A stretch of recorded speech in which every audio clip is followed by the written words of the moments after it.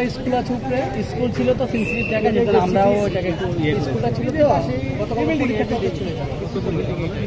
জি জি আচ্ছা, উদ্যাসীন বলে একটা আছে এইখানে তো রং করে ফেলছে। হ্যাঁ রং করে ফেলছে, এখন রং করার আগে পরীক্ষা করছে কিনা এটা জানতে হবে।